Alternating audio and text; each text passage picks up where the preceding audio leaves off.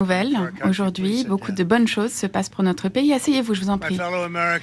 Chers Américains, il s'agit du jour de la libération.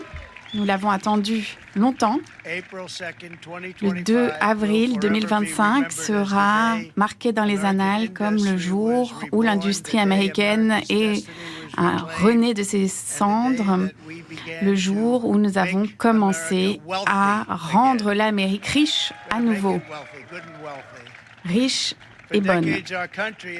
Depuis des décennies, notre pays est pillé par des pays amis et ennemis. Les travailleurs des secteurs de l'acier, de l'automobile américains qui sont représentés ici aujourd'hui ont beaucoup souffert. Ils ont été témoins avec anxiété des leaders étrangers qui ont volé tout le rêve américain. Il y a un rêve américain dont on entendait parler il y a 4 ans et on entend à nouveau parler du rêve américain aujourd'hui, mais pendant 4 ans et puis des décennies avant cela, on n'en entendait plus parler. Et notre pays se fait avoir depuis 50 ans, mais cela ne va plus se passer à présent.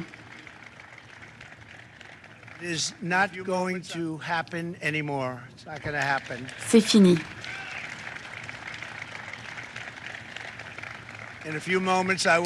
Dans quelques instants, je vais signer un décret historique qui va établir des droits de douane réciproques avec tous les pays dans le monde, c'est-à-dire que ce qu'ils font pour nous, nous le ferons pour eux. C'est réciproque. Il s'agit d'un des jours les plus importants, à mon avis, dans l'histoire américaine. C'est la déclaration d'indépendance économique. Depuis des années, les citoyens américains, les travailleurs devaient voir d'autres nations s'enrichir et devenir plus puissantes grâce à nous. Mais c'est à notre tour à présent de prospérer et nous allons pouvoir, grâce à cet argent de millions de milliards de dollars, réduire les frais des Américains. Nous allons enfin pouvoir rendre l'Amérique grande à nouveau, plus grande qu'elle ne l'a jamais été. Les emplois, les usines vont revenir dans notre pays et nous le voyons déjà. Nous allons avoir plus d'emplois nationaux et nous allons défaire les barrières commerciales étrangères et nous aurons plus de concurrence, ce qui va amener à de meilleurs prix pour les consommateurs et nous allons inaugurer un âge d'or américain qui va revenir. Nous sommes heureux aujourd'hui d'être accompagnés par le vice-président J.D. Vance. Merci beaucoup. Où est-ce que vous êtes, J.D.? J'ai pas eu trop de mal à vous trouver. Il aime bien être discret en général. Mais là, il s'est assis juste en face de moi. Je crois qu'il a pris confiance en lui. Et nous avons également les membres de mon cabinet, Mike Johnson, qui a fait un travail incroyable. Avec beaucoup de succès hier en Floride, puisque nous avons obtenu la majorité, 7. Donc, vous avez fait un travail formidable. Beaucoup de membres de la Chambre des représentants et du Sénat sont avec nous. Merci beaucoup. Depuis des décennies, les États-Unis ont effacé des barrières douanières avec d'autres pays, alors que ces pays, eux, nous infligeaient des droits de douane scandaleux. Et parfois, les barrières non monétaires étaient pires que les barrières monétaires, avec des subventions sur leurs exportations. Ils nous ont volé la propriété intellectuelle, imposé des taxes injustes sur nos produits, avec des règles injustes et des normes techniques, créer des paradis de pollution. Et ensuite, ils se sont retournés vers nous pour nous dire « Non, c'est vous qui faites les choses mal ». Alors, nous avons un rapport qui vient d'être publié, il est disponible et c'est pas trop cher d'ailleurs, je crois que c'est gratuit. Et c'est beaucoup de travail qui a été fait et qui a porté ses fruits parce que c'est un rapport très spécial. Et d'ailleurs, c'est assez énervant de voir ce qui a été fait ces 30 dernières années et qui figure dans ce rapport et sans aucune réponse des États-Unis. Mais c'est fini et j'aimerais vous donner quelques exemples des attaques vicieuses que les travailleurs ont dû essuyer depuis de nombreuses années. Les États-Unis font payer aux autres pays des droits de douane de 2,4% sur les motos, alors que la Thaïlande et d'autres font payer 6%, l'Inde 7%, le Vietnam plus que cela.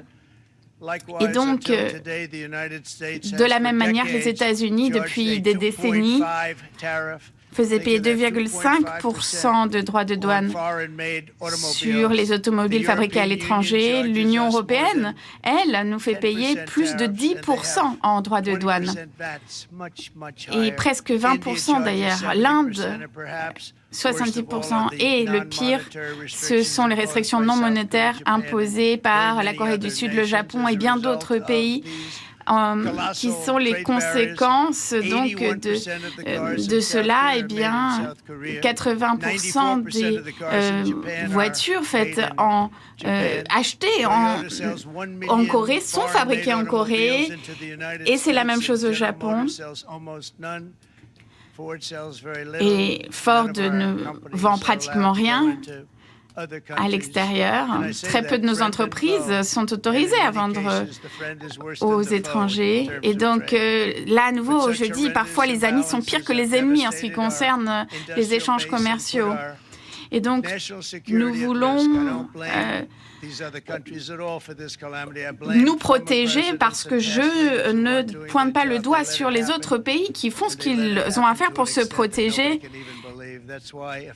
Mais c'est pour cela que, dès minuit, nous allons imposer 25% de droits douaniers sur toutes les automobiles fabriquées à l'étranger.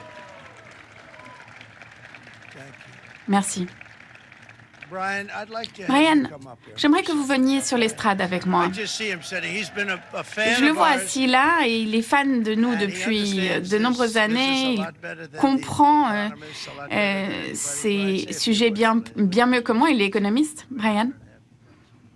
Merci, Monsieur le Président. Moi, j'ai grandi au nord de Detroit, au Michigan, dans un comté qui est celui des démocrates. J'ai voté Reagan et je pensais que ça allait être le meilleur président de ma vie jusqu'à ce que Donald Trump n'arrive. Moi, toute ma vie, j'ai vu des usines fermées l'une après l'autre à Detroit et dans la région. Il y a aujourd'hui des usines inoccupées ou des usines sous-occupées et les politiques de Donald Trump vont ramener des usines dans notre région avec des travailleurs. Et j'ai ramené ici les travailleurs de mon usine. Nous soutenons les politiques de Donald Trump sur les droits de douane à 100%. Monsieur le Président, nous ne pourrons jamais assez vous remercier. Dans 6 mois, dans 1 an, nous allons voir les bénéfices de ces politiques et je me réjouis de voir ce qui se passe dans 4 ans. Merci, Monsieur le Président. Quel homme formidable. Il a tout compris. Il a tout compris avant tout le monde. Et vous savez, on veut l'État du Michigan, on veut tous les États d'ailleurs, mais on a gagné dans l'État du Michigan et de loin. Merci d'être là. Merci, je vous apprécie beaucoup. Et vous allez être très heureux bientôt.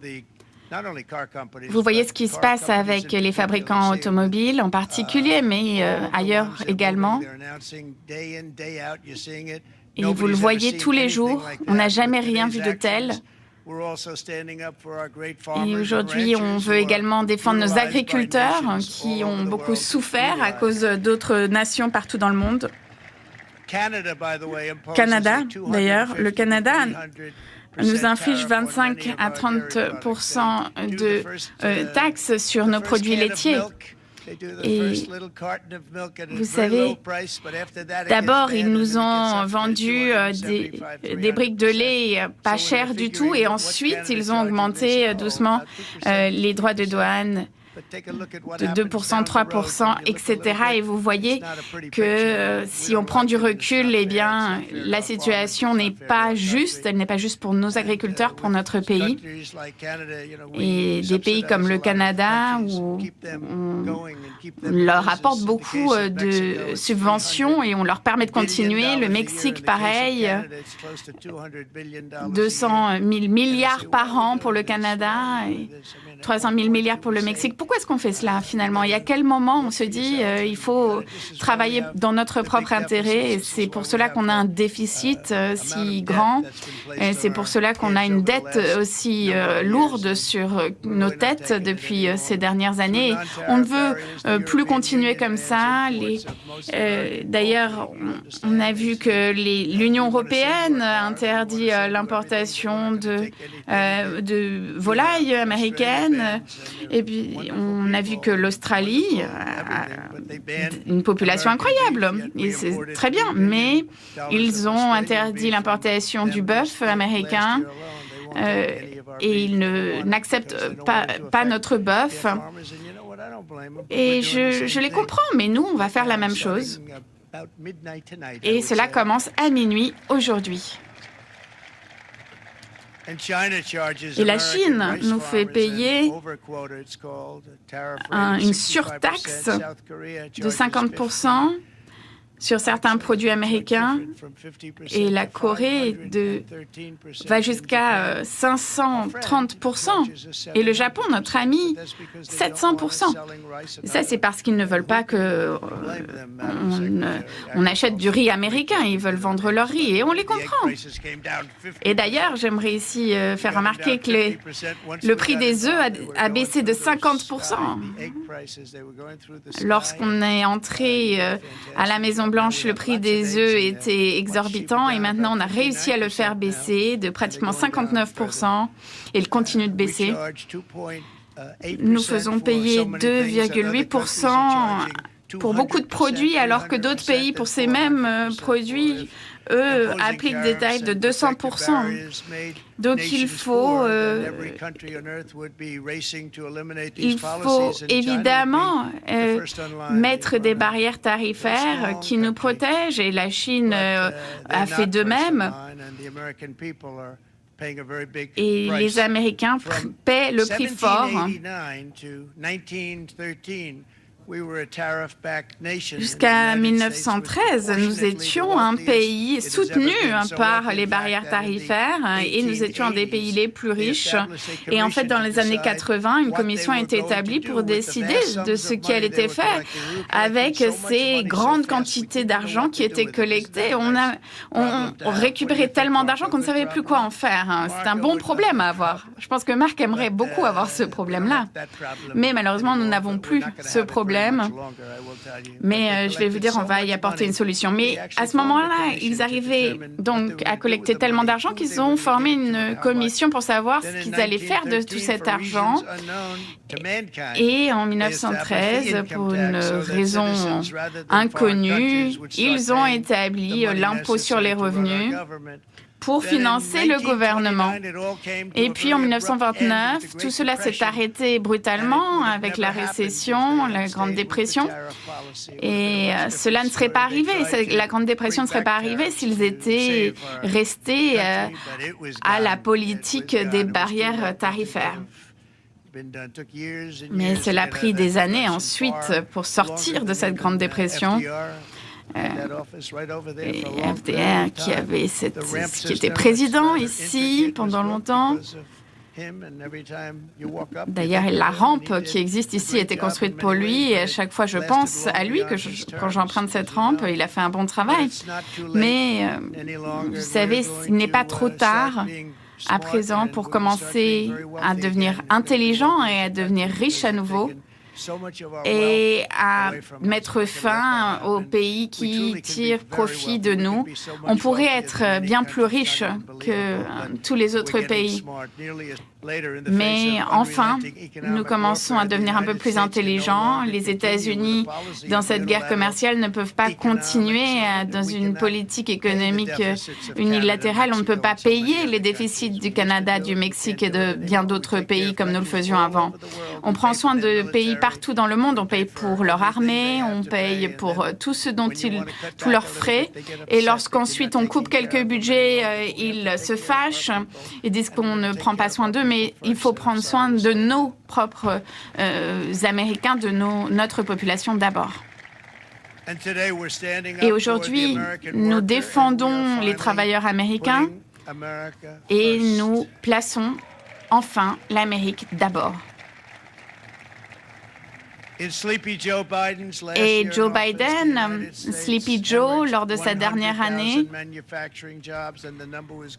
100 000 emplois en usine ont été effacés avec 1,3 milliard de dollars de dettes. C'est le pire. C'est la pire situation économique. Il a fallu que nous puissions avoir l'accord du Congrès pour terminer l'accord du NAFTA qui était un des pires accords commerciaux de l'histoire. Mais depuis la mise en place de NAFTA, eh bien, notre pays a perdu 90 000 usines. Imaginez un petit peu ce que cela représente, 90 000 usines sur une carte. Quand j'ai entendu le chiffre, je me suis dit, c'est pas possible. J'ai dû vérifier 4 fois.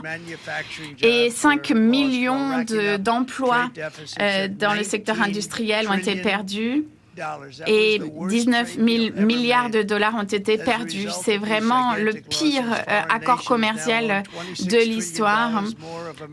Et encore 26 000 milliards en avoirs américains. Les États-Unis ne peuvent plus aujourd'hui produire assez d'antibiotiques pour soigner nos malades. Nous avons de problèmes graves. Il faut aller à l'étranger pour se soigner. Ce sont des choses qui ne sont pas acceptables. On importe aujourd'hui tous nos ordinateurs, nos téléphones, nos appareils électroniques. Avant, on était les premiers dans ce secteur et aujourd'hui, on doit tout importer. La Chine produit de plus en plus de puces tous les ans que tous les producteurs de puces américains en 10 ans. Imaginez, alors que c'était un secteur que l'on dominait complètement auparavant. Il y a également des questions de sécurité nationale avec une vraie menace pour notre mode de vie. Et donc, à partir de demain, les États-Unis vont imposer des droits de douane réciproques. Il est temps. On y pensait beaucoup. Cela fait des décennies que l'on pensait à le faire. Et pour tous les pays qui ont combiné différents types de tarifs douaniers et de surtaxes, eh bien, il va y avoir une réciproque. Mais parce que nous sommes des gens gentils, nous sommes bons. Et je vois mes amis ici, même les syndicats qui votaient démocrates historiquement ne votent plus démocrates aujourd'hui. Maintenant, les travailleurs syndiqués votent républicains. Mais nous allons rester gentils puisque nous n'allons que faire payer la moitié des taxes qu'on nous a fait payer. Mais cela va être difficile pour beaucoup de pays. Et j'aimerais bien voir le graphique, si vous l'avez sous la main.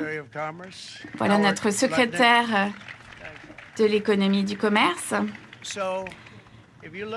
Donc, si vous regardez ce tableau, vous voyez la Chine ici, 67% de droits de douane,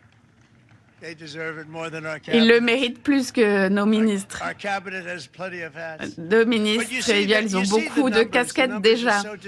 Mais vous voyez ces chiffres qui sont très injustes. Et en même temps, nous allons établir un tarif minimum de base de 10%. Qui va donc permettre au pays à nous aider à reconstruire notre économie.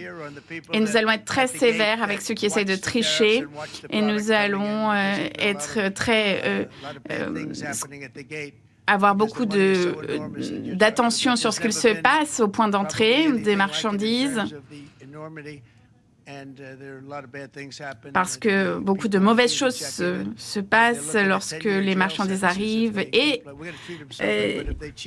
si les gens trichent, eh bien, ils vont aller en prison. Il y aura des conséquences extrêmement dures.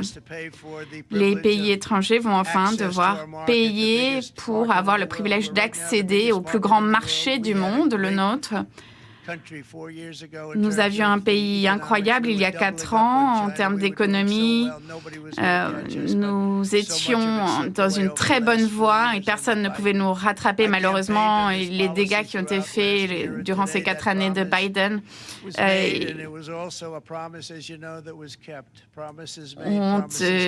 ont rendu la situation plus compliquée. Mais moi, j'avais fait des promesses et je les tiens. Et toutes les entreprises qui s'opposent à ces tarifs douaniers réciproques, que je trouve gentils. Il s'agit de droits de douane réciproques gentils. Eh bien, ce que nous avons fait simplement, c'était de les diviser par 2. Et si les entreprises se plaignent, eh bien, je leur dis, si vous voulez payer 0 droit de douane, eh bien, construisez vos produits ici même aux États-Unis. Et on a vu des entreprises s'installer comme jamais auparavant. Les premiers ministres, les rois, les ambassadeurs étrangers bientôt vont nous appeler pour obtenir des exemptions de ces droits de douane et je vais leur dire, eh bien, vous-même, annulez vos barrières douanières.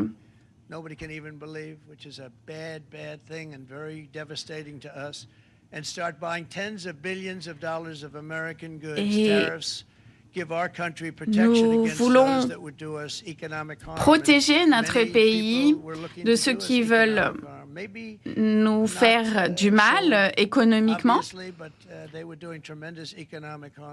Et bien sûr, il s'agit de pays qui ne voulaient pas forcément nous faire du mal dans d'autres aspects, mais qui nous faisaient du mal économiquement. Et nous allons voir une croissance sans précédent. Ça va être une période exceptionnelle. Et cela commence déjà.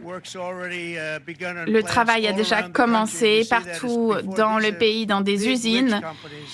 Et on voit que des grosses entreprises riches, il y a 60 millions de dollars qui sont investis pour construire une usine. Les plus grosses entreprises du monde veulent s'installer et s'engagent à construire. Ils viennent me voir et vous savez, j'ai un agenda très serré en ce moment entre l'Ukraine, la Russie, les Houthis qu'il faut arrêter également, qui abattent des navires et qui s'amusent à le faire, mais qui s'amusent moins en ce moment, n'est-ce pas ? Mais voilà une liste très courte des entreprises qui ont déjà annoncé à s'engager à investir ici aux États-Unis, à construire des usines. Apple va dépenser 500 milliards de dollars pour construire des usines ici.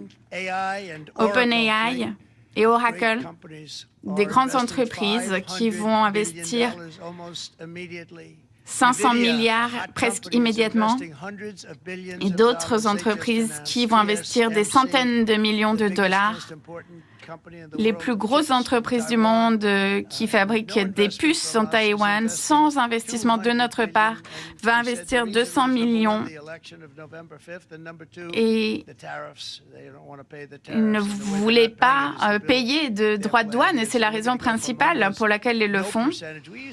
Et donc, nous avions auparavant 100% du marché des puces électroniques et à présent, c'est Taïwan qui contrôle complètement ce marché.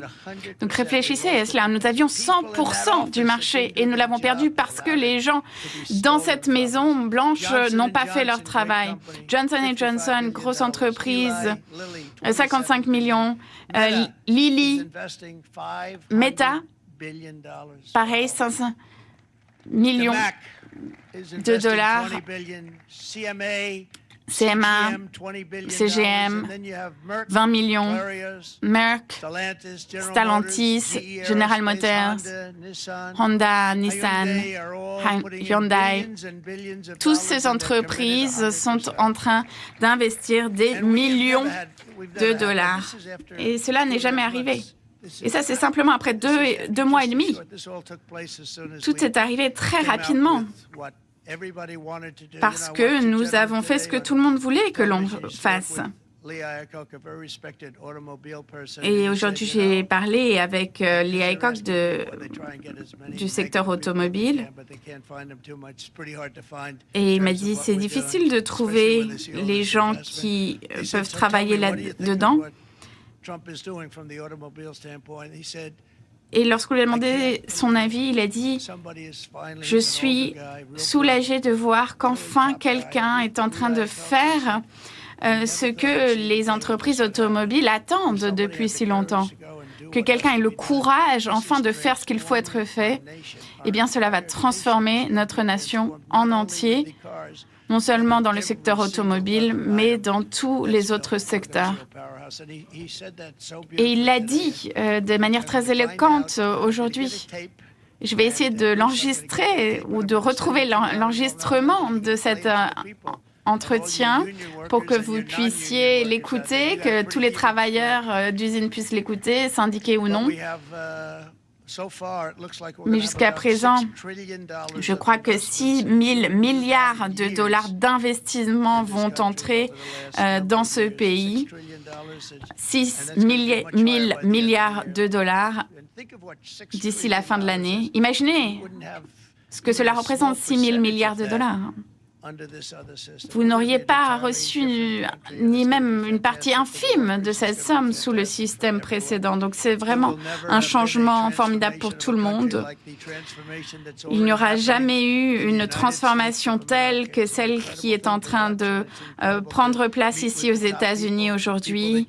J'ai pu m'entretenir avec des gens qui sont extrêmement riches, qui sont à des postes très importants, des grandes entreprises. Et j'ai vu qu'ils étaient très enthousiastes, qu'ils veulent se battre pour notre pays. Et aujourd'hui, des entreprises vont se précipiter dans notre pays avec des emplois, avec de l'argent. Dans les jours à venir, bien sûr, les mondialistes vont se plaindre. Et les gens qui ont l'habitude de se plaindre vont se plaindre, mais n'oubliez pas que toutes les prévisions qui ont été faites par les économistes sur le commerce ces 20 dernières années étaient fausses. Ils avaient tort sur la Chine, ils avaient tort sur les partenariats transpacifiques, qui est un désastre. Et les travailleurs automobiles syndiqués, vous n'auriez eu aucun emploi dans ce pays. Tous les emplois partaient à l'étranger. Lors de mon premier mandat, on a dit que les droits de douane allaient faire exploser l'économie. Et j'ai beaucoup de respect pour le président Xi, le président de la Chine. Mais malheureusement, c'était un pays qui tirait profit de nous. Et je les admire pour cela. Et s'ils ont réussi à le faire et à s'en tirer, tant mieux pour eux. Mais vous le savez, même eux doivent se dire il était temps que les Américains réagissent. Et je dis aux chefs d'État, vous devez prendre soin de votre pays, mais moi, je dois prendre soin de mon pays. On ne peut pas continuer comme on l'a fait ces 20 dernières années. Et le jour de mon élection, les marchés boursiers ont augmenté. Nasdaq a augmenté de 155%, plus qu'aucun impact d'aucune élection d'autres présidents jusqu'à présent. Et je crois qu'on va encore battre des records. Les chiffres vont être encore meilleurs que ce que l'on espère. Vous allez voir des activités aussi qui vont reprendre, des sites abandonnés qui vont reprendre vie, des nouvelles usines qui vont être construites, la rénovation également d'autres. Et les plus grandes et les plus belles usines du monde, je vais voir cela. Quand j'ai demandé où est-ce qu'on peut voir les plus belles usines automobiles du monde, il m'a dit qu'il faut aller au Mexique. J'ai dit non, je veux le voir ici. Et quand j'ai commencé à me décider à être candidat et j'ai vu que j'étais le premier dans les sondages, et lorsque j'ai vu que j'allais gagner,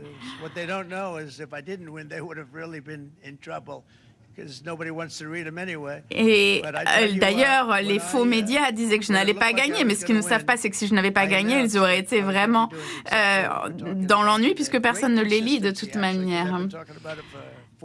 Mais ça fait 40 ans que je dis la même chose, parce qu'il y a 40 ans déjà, je voyais ce qu'il s'est passé. Vous pouvez relire mes discours d'il y a 40 ans, où j'étais jeune et très beau.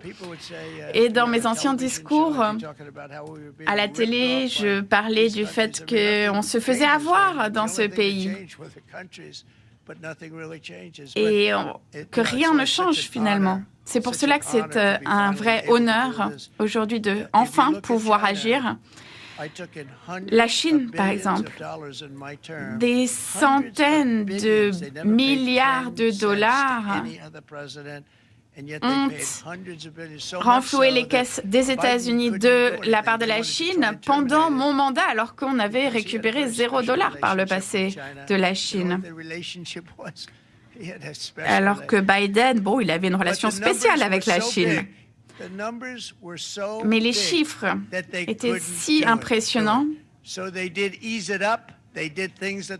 qu'ils ne pouvaient pas payer, donc ils ont fait des magouilles pour que ça soit un peu plus confortable, mais ils ont fini par nous payer des centaines de millions de dollars.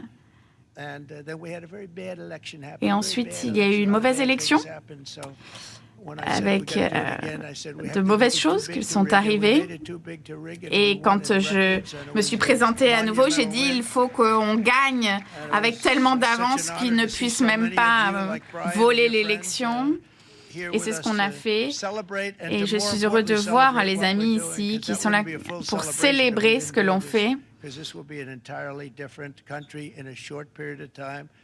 Et ce pays va être très différent. Le monde entier va en parler. Les critiques avaient fait des prévisions plutôt pessimistes au début de l'année, mais les prix des œufs, comme vous le voyez, simplement en quelques mois,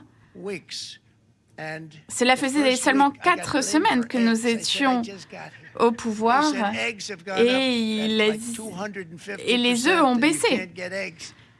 Alors que quand je suis arrivée au pouvoir, le prix des œufs avait augmenté de 250% et ils m'ont trouvé nulle part.